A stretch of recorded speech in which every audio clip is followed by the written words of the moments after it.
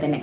ನನ್ನ ವಾಕ್ಯವನ್ನು ಕೇಳಿ ಅಂತಂದ್ರೆ ಈ ದೇವರ ವಾಕ್ಯವನ್ನು ಕೇಳಿ, ಸತ್ಯವೇದದ ವಾಕ್ಯವನ್ನು ಕೇಳಿ, ಬೈಬಲ್ನಲ್ಲಿ ಬರೆಯಲ್ಪಟ್ಟಿರ್ಲಿಕ್ಕಿರುವಂತಹ ವಾಕ್ಯಗಳನ್ನು ಕೇಳಿ ನನ್ನನ್ನು ಕಳುಹಿಸಿದಾತನಂದ್ರೆ ಪರಲೋಕದ ದೇವರು ಯೇಸು ಕ್ರಿಸ್ತನನ್ನು ಈ ಭೂಲೋಕಕ್ಕೆ ಕಳುಹಿಸಿರುವ ಆತನನ್ನು ನಂಬಬೇಕು ಎನ್ನುವಂಥದ್ದು ಯೇಸು ಕ್ರಿಸ್ತನ ಮಾತಾಗಿದೆ.